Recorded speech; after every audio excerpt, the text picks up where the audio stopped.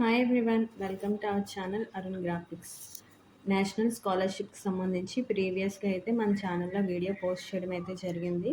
ఆ వీడియోలో అయితే నేషనల్ స్కాలర్షిప్కి ఎలా అప్లై చేసుకోవాలి, అలాగే ఓటీఆర్ రిజిస్ట్రేషన్ సంబంధించి అయితే కంప్లీట్ ఇన్ఫర్మేషన్ అనేది మీతో షేర్ చేయడం జరిగింది. ఈ నేషనల్ స్కాలర్షిప్కి అప్లై చేసుకోవడానికి అయితే కనుక ఫస్ట్ మనమైతే ఓటీఆర్ రిజిస్ట్రేషన్ చేయాలి. ఓటీఆర్ రిజిస్ట్రేషన్ ప్రాసెస్లోనే మనమైతే ఫేస్ ఆథెంటికేషన్ కూడా మనం కంప్లీట్ చేయాల్సి ఉంటుంది. ఈ కంప్లీట్ ప్రాసెస్ అయిన తర్వాత మనం స్కాలర్షిప్కి అప్లై చేసుకునేటప్పుడు మన డీటెయిల్స్ అన్నీ ఫిల్ చేసిన తర్వాత కొంతమందికి అయితే నాట్ ఎలిజిబుల్ అని చెప్పి రావడం జరుగుతుంది. సో ఈ ప్రాసెస్ అంతా జరిగిన తర్వాత వాళ్ళకి నాట్ ఎలిజిబుల్ అని వచ్చేసరికి అయితే కొంచెం ఇబ్బందిగా అయితే ఉంటుంది. సో ఈ ప్రాసెస్ అంతా కంప్లీట్ అవ్వకముందే మనం ఈ స్కాలర్షిప్కి అప్లై చేసుకోవడానికి ఎలిజిబుల్ అవుతామా, అప్లై చేసుకోవడానికి ఎలిజిబుల్ అవుతామా లేదా అన్నదైతే కనుక మనం ముందుగానే అయితే మనం తెలుసుకోవచ్చు. సో అది ఎలా తెలుసుకోవచ్చు అనేది అయితే ఈ వీడియోలో అయితే మీతో షేర్ చేస్తాను. సో ఈ వీడియోని అయితే కనుక మిస్ అవ్వకుండా అయితే కంప్లీట్గా లాస్ట్ వరకు అయితే చూడండి. ఈ స్కాలర్షిప్కి అప్లై చేసుకోవడానికి మీరు ఎలిజిబుల్ అవుతారు లేదా అనేది మనం తెలుసుకోవడానికి అయితే కనుక ఫస్ట్ అయితే గూగుల్లోకి వెళ్ళి నేషనల్ స్కాలర్షిప్ ఎలిజిబిలిటీ అని అయితే మీరు టైప్ చేయాలి. సో అలా టైప్ చేయగానే ఇక్కడైతే మనకు ఒక వెబ్ పేజ్ అనేది ఓపెన్ అవుతుంది. సో ఇక్కడైతే మనం క్లిక్ చేసినట్లయితే కనుక ఇక్కడ సైట్ అయితే ఓపెన్ అవ్వడం జరుగుతుంది. ఈ సైట్లో అయితే మీ యొక్క పర్సనల్ డీటెయిల్స్ అలాగే ఎడ్యుకేషనల్ డీటెయిల్స్ అయితే ఇవ్వాల్సి ఉంటుంది. సో ఇందులో ఫస్ట్ మనం చూసినట్లయితే కనుక డొమెస్టిక్ స్టేట్ ఆర్ యూటీ అంటే మీరు ఏ స్టేట్కి సంబంధించిన వారు లేదా యూనియన్ టెరిటరీ అయితే దానికి సంబంధించి అయితే మీరు ఆప్షన్ సెలెక్ట్ చేసుకోవాలి. అలాగే మీ యొక్క నేమ్ అనేది టైప్ చేయాలి. అలాగే జెండర్ అనేది సెలెక్ట్ చేసుకోవాలి.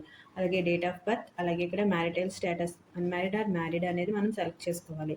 అలాగే పేరెంట్ యొక్క యాన్యువల్ ఇన్కమ్ ఎంత అనేది అయితే కనుక మనం ఇక్కడైతే టైప్ చేయాల్సి ఉంటుంది. ఆ తర్వాత మనం చూసినట్లయితే కనుక ఇక్కడ పేరెంట్ యొక్క ప్రొఫెషన్ అనేది ఏంటో అనేది మనం సెలెక్ట్ చేసుకోవాలి. అలాగే రిలీజియన్, అలాగే కమ్యూనిటీ, అలాగే ఏదైనా డిజబిలిటీ ఉన్న వాళ్ళైతే కనుక డిజబిలిటీ ఏ విధమైన డిజబిలిటీ ఉన్నదో దానికి సంబంధించిన ఆప్షన్ అయితే మనం సెలెక్ట్ చేసుకోవాలి.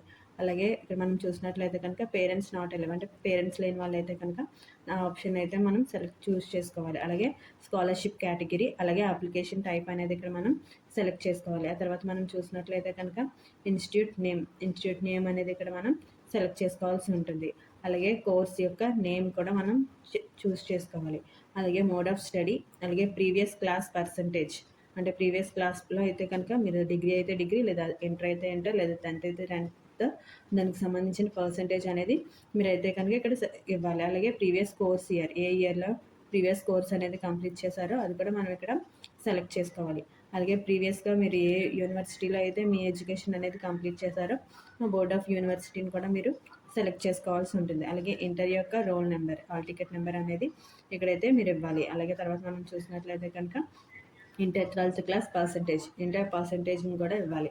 అలాగే 12th బోర్డు, ఏ బోర్డుకి సంబంధించిన వాళ్ళు అదైతే సెలెక్ట్ చేసుకోవాల్సి ఉంటుంది. అలాగే 10th class roll number, 10th క్లాస్లో ఎంత పర్సంటేజ్ వచ్చిందో అది కూడా ఇక్కడైతే కనుక ఇవ్వాలి. అలాగే కాంపిటేటివ్ రోల్ నెంబర్, అలాగే కాంపిటేటివ్ ఎగ్జామ్ అంటే మీరు ఏదైనా కాంపిటేటివ్ ఎగ్జామ్స్కి ప్రిపేర్ అయ్యి దాని ద్వారా కోర్స్ కంప్లీట్ చేయాలనుకుంటే కనుక వాటికి సంబంధించిన డీటెయిల్స్ కూడా ఇక్కడ ఇవ్వాలి. కాంపిటేటివ్ ఎగ్జామ్ ఇయర్, అలాగే ఎగ్జామ్ కండక్టెడ్ బై వాటిని కూడా మీరు సెలెక్ట్ చేసుకోవాల్సి ఉంటుంది.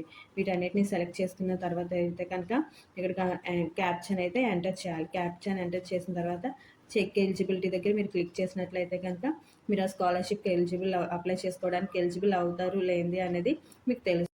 సో ఈ స్కాలర్షిప్కి అప్లై చేసుకోవడానికి మీరు ఎలిజిబుల్ అవుతే కనుక నెక్స్ట్ మళ్ళీ నేషనల్ స్కాలర్షిప్ పోర్టల్కి వెళ్ళైతే కనుక తిరిగి మళ్ళీ స్కాలర్షిప్ పోర్టల్కి వెళ్ళి ఓటీఆర్ రిజిస్ట్రేషన్ చేసి అలాగే మీరు స్కాలర్షిప్కి అయితే అప్లై చేసుకోవాలి. ఈ స్కాలర్షిప్కి ఏ విధంగా అప్లై చేసుకోవాలి అనేది మీరు తెలుసుకోవాలి అనుకుంటే కనుక ప్రీవియస్గా మన ఛానల్లో అయితే వీడియో పోస్ట్ చేయడం జరిగింది. ఆ వీడియోని అయితే చూసి స్కాలర్షిప్కి అయితే అప్లై చేసుకోండి. ఈ స్కాలర్షిప్ ఎలిజిబిలిటీకి సంబంధించి లింక్ అయితే కనుక ఈ వీడియో డిస్క్రిప్షన్ బాక్స్లో ఇవ్వడం జరుగుతుంది. ఆ లింక్ ద్వారా అయితే స్కాలర్షిప్కి అప్లై చేసుకోవడానికి మీరు ఎలిజిబుల్ అవుతారో అవ్వరో అనేది చెక్ చేయండి. సో ఈ వీడియోని అయితే కనుక మీ ఫ్రెండ్స్ అండ్ ఫ్యామిలీ మెంబర్స్కి షేర్ చేయండి. ఇన్ఫర్మేషన్ వాల్యుబుల్ అనిపిస్తే లైక్ చేయండి, షేర్ చేయండి. ఇటువంటి మోర్ అప్డేట్స్ కోసం మన ఛానల్ని సబ్స్క్రైబ్ చేయండి.